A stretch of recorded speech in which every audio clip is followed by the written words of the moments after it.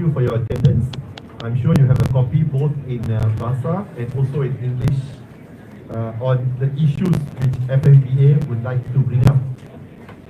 FMBA, basically, as mentioned by Shah just now, is a federation consisting of 125 associations across the board, all over Malaysia, all industries, one single voice.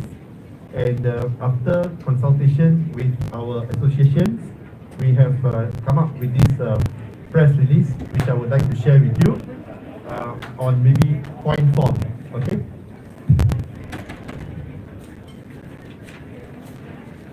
Following the announcement of the Prime Minister to open the country's borders and with the SOPs on 1st April, we welcome and wish to thank the government the initiative to help businesses which are still affected as a result of the implementation of MCO and the spread of COVID-19 since early 2020 till now. When the COVID first came, obviously everyone thought that it's here for 3 months or 6 months. No one expected it to continue till today, and people are still suffering of what has happened to our country and still wondering how and why it happened.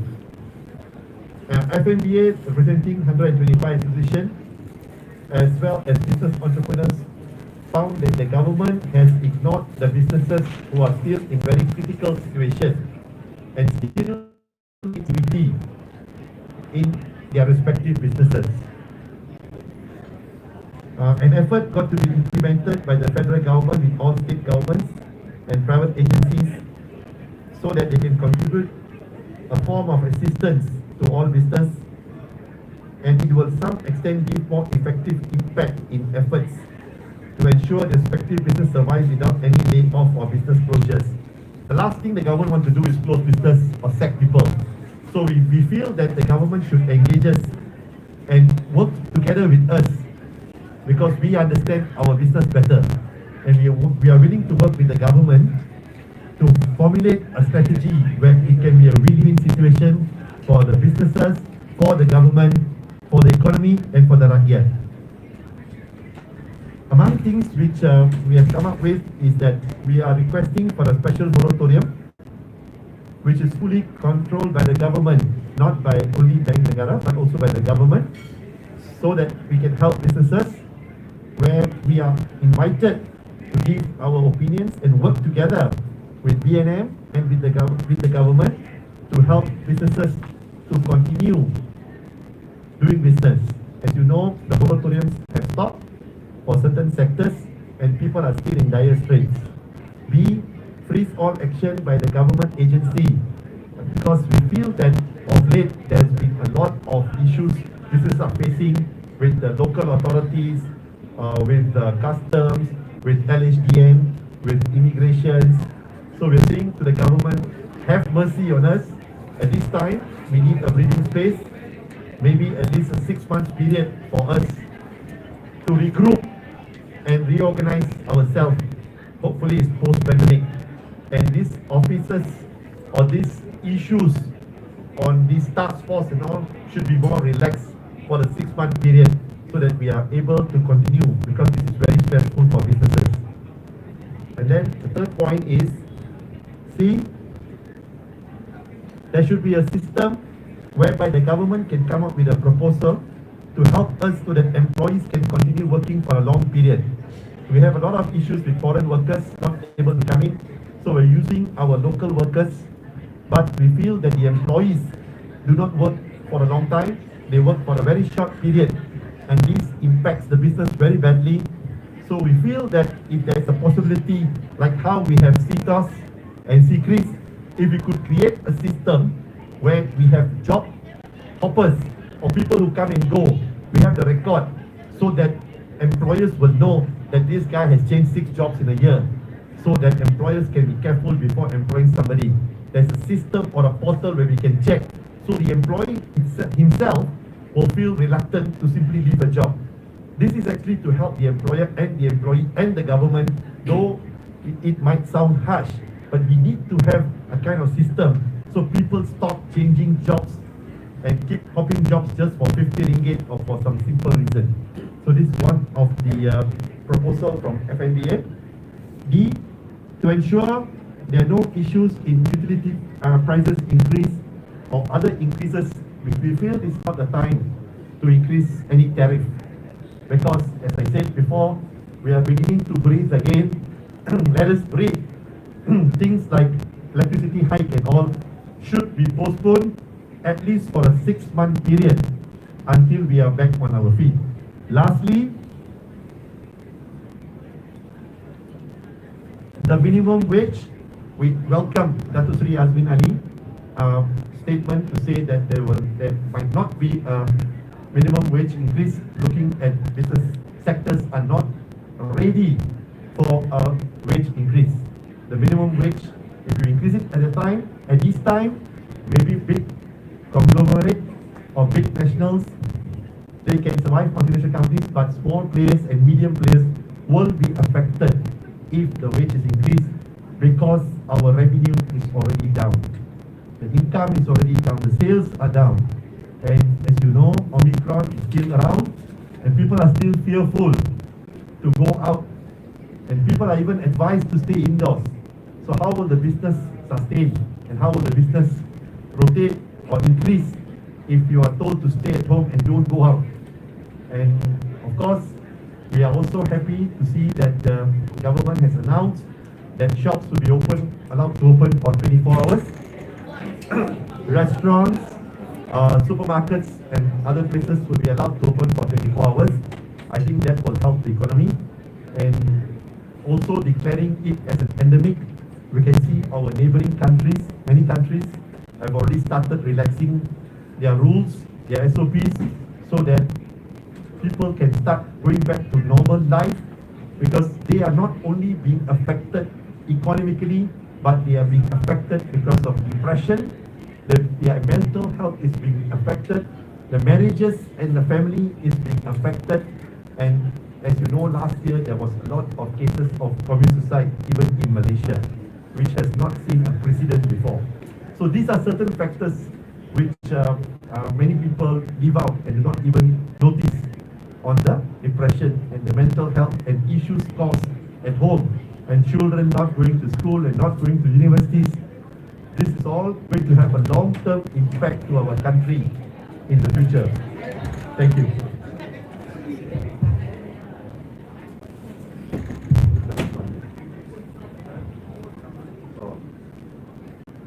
Okay, sorry, the last part. We therefore would like to request to the government, we humbly appeal that the federal government and all the state governments and private agencies be more concerned by listening to the grievances and complaints as well as feedback from business associations and NGOs, and to take action as soon as possible, and please, before announcing more changes or more SOPs or more new things, that we are roped in together with other NGOs so that we can give our input, and hopefully this can help all parties concerned, because we are all one family, and any move by the government or the private sector or by the association will affect the other party. So we are all under one umbrella, and I think we should all work together. Thank you.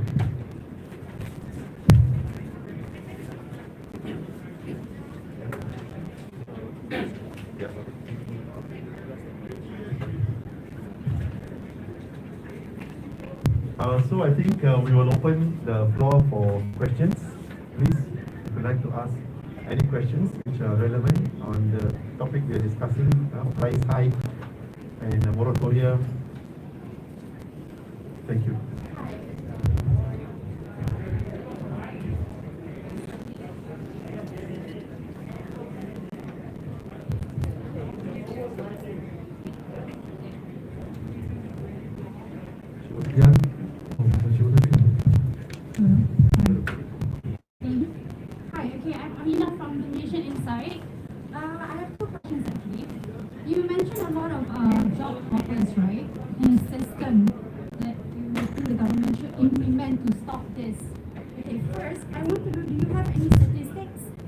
How many job offers there have been throughout the country? job hoppers hop their jobs? Is it because of the minimum wage? And do we blame them for job hopping if they have to live within below 1,005? And you're talking about them also having to feed their own families. So yes.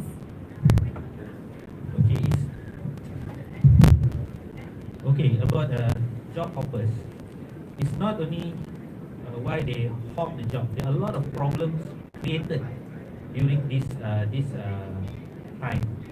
For example, this employee comes to work only for 2 days, just to try whether he's interested in the job or not. Okay.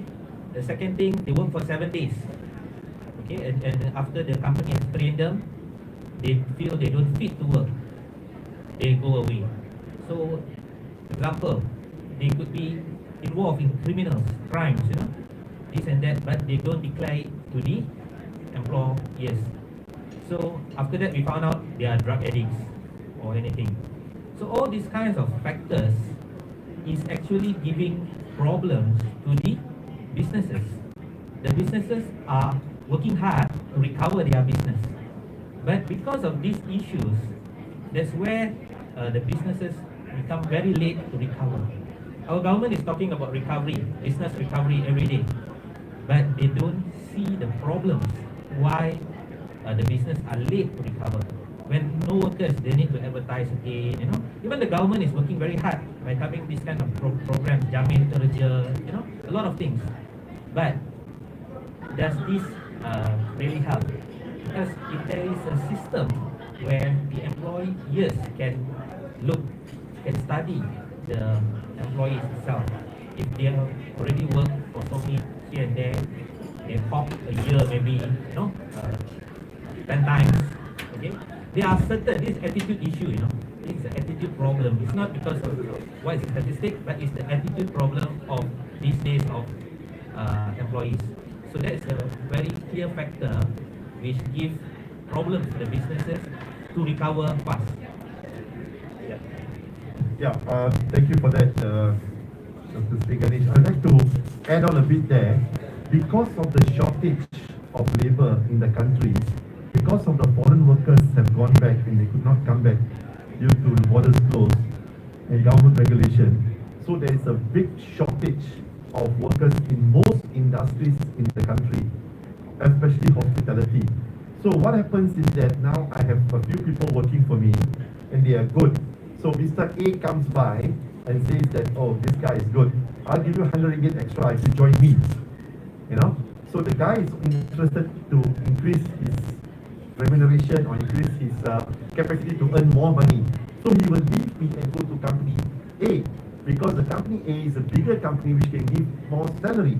So a lot of pinching of workers are going on for the last 2 years, especially in the hospitality industry, because there's a shortage everywhere. So the guy who pays the most will get the worker, and the guy who pays the most, unfortunately, is the rich guys and the big companies. So the big companies become bigger and richer, and the medium and the smaller companies go under and get folded. So that is another big issue, because the vacuum is there. So people can offer more salary and pinch your staff, especially if it's local.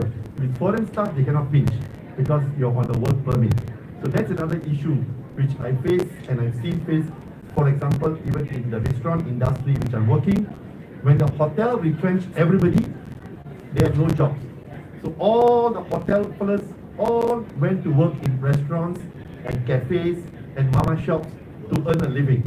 But when the hotel reopened, when these guys have already got experience for a year or 2 years or 6 months, all have ran back to the hotel. So then the cafe and the restaurants and all the other places face a vacuum, and then their business suffers. Many of people have closed their restaurants or their business spa and all that due to shortage of employees. Thank you. But then that means that is not the fault of the employees. It is the fault of the government for not providing a certain group of employees to affected businesses. So I just feel like there's a bit of victim blaming on employees instead of looking inwards, which is, the government should be helping you guys to supply the workers. I mean, what we are trying to look here is we are trying to bring our issues to the table so the government can look at it and understand. Because the government always says that why bring foreign workers in when the job can be done by Malaysians? Malaysians will never do 4D jobs. Even if you pay 5,000 ringgit for a guy to wash plates in a restaurant, he will not want to do that. Even he's paid 5,000. But if you pay him 3,000, he can be a dispatch boy or a grab rider. Because for him, working as washer is degrading. They will not do dirty, dangerous,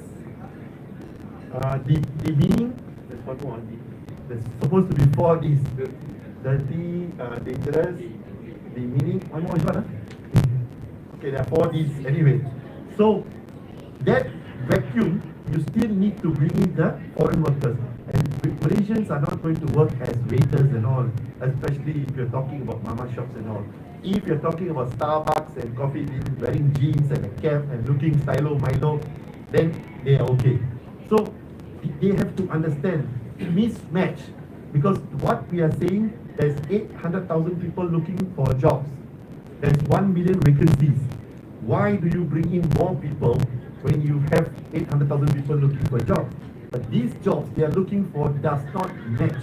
Malaysians are basically looking for jobs which are easier and a higher income and not dirty and degrading. That's the attitude of our Malaysians, and we have to accept it. Thank you.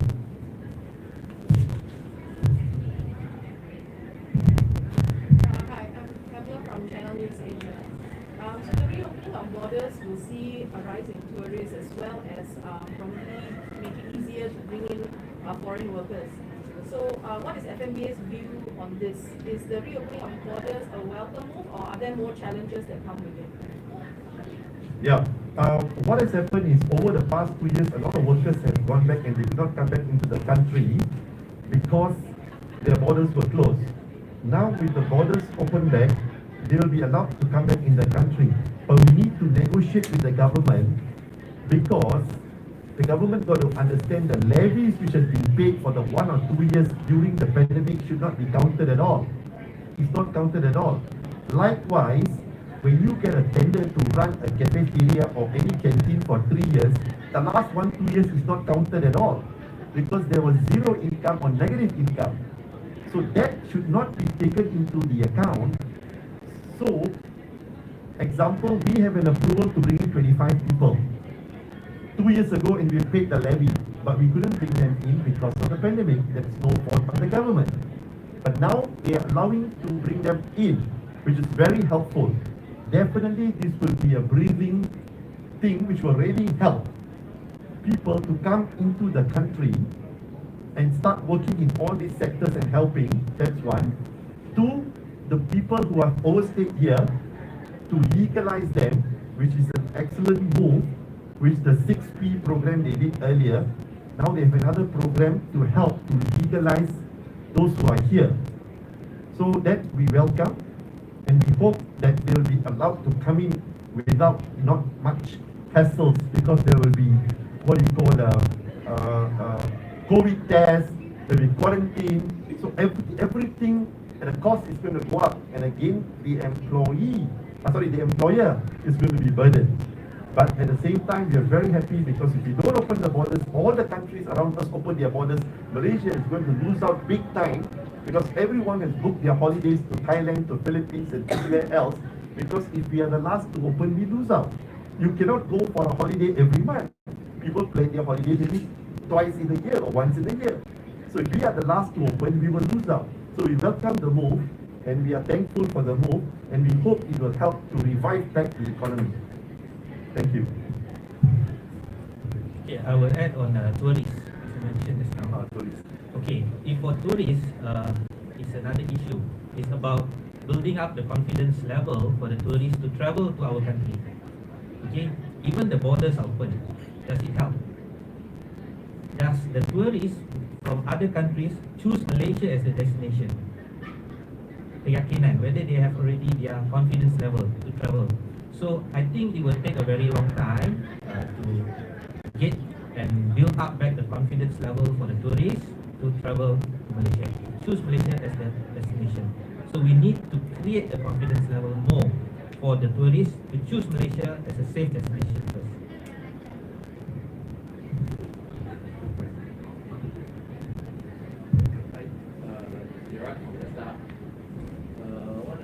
Earlier, you mentioned that many restaurants, etc., have closed due to the pandemic, right? Restaurants, may I know whether how many businesses under Fmba itself have closed due to the entire pandemic for the past few years? Second question, now that everyone mentioned reopening safely, it's easier to bring in foreign workers and whatnot. Are you going to be, would your organization, association, be specific about their vaccination status at least, whether they should have received their boosters before coming in, whether they have the necessary requirements and whatnot before coming in?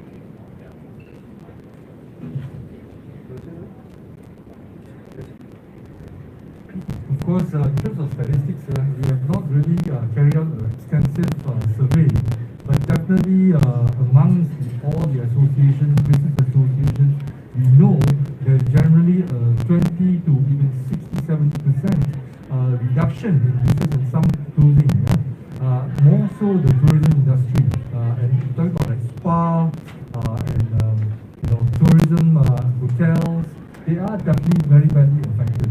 So for sure, it ranges. It ranges from those who are not as affected because domestically they have consumers, to those that's very dependent on tourism and overseas traveler. So those then they are badly impacted. So it ranges. So that's the questions that you have with regards to the presentation. Then the second question, what was it again, Shura? When they come into Malaysia, how do you make sure? I think rightly we should follow the government's compliance, because I think like KKM, they actually do look at the international standards of WHO and the likes.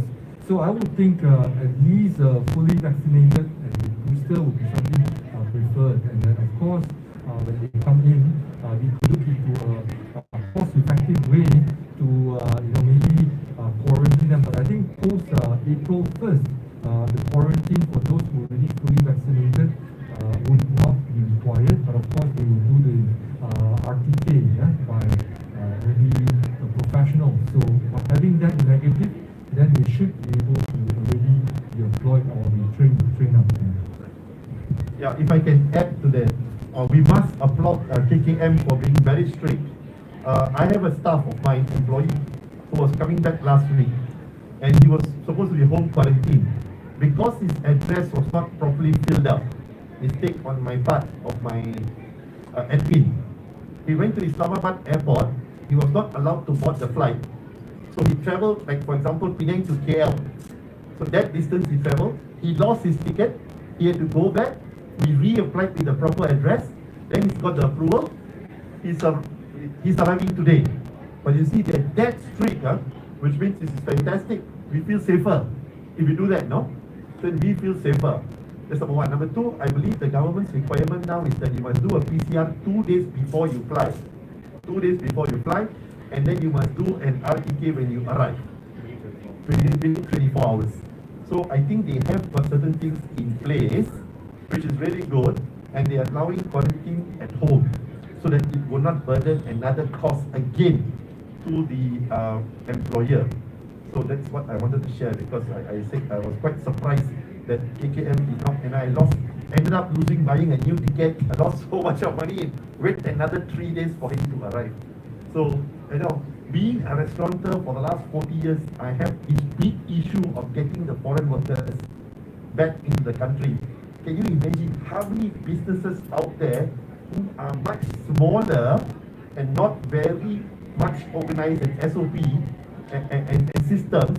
How are they going to get their foreign workers? Because we are not here to talk about ourselves. We are here to talk about the whole industry. We need to help the whole industry, because we are all in the boat together. Thank you.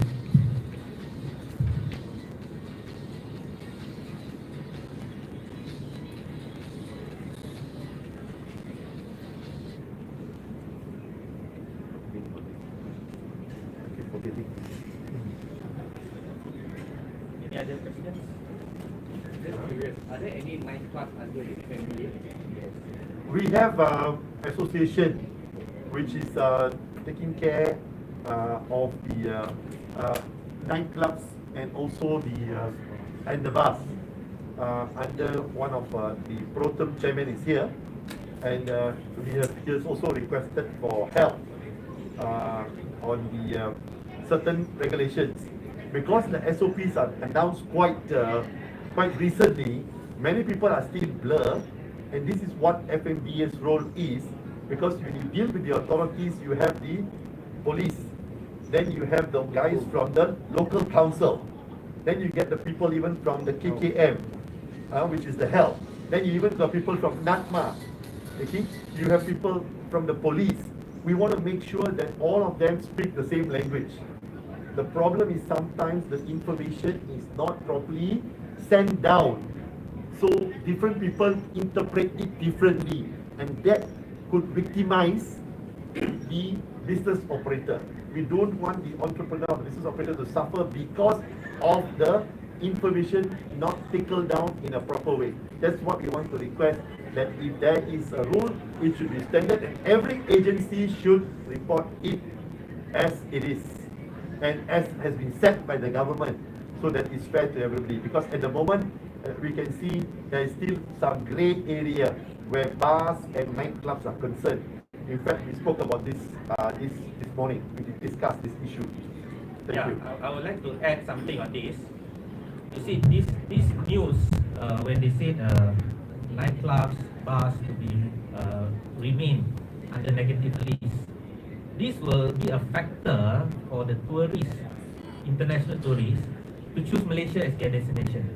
They will see Malaysia is not allowing this to open, that to open. For what we go for holiday there? So this is another factor, which will affect the industry. So that's what I think they need to find the SOP and a way to let the nightclubs open their business, but with a very strict rules.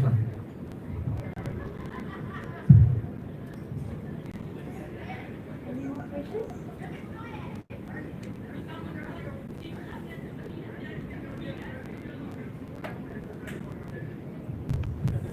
So if there's no more questions, I think you all can always contact. Our contact details are below the press release. You can feel free to WhatsApp us or message us and ask. We will reply you then. So thank all of the media to join this press release, and thank you.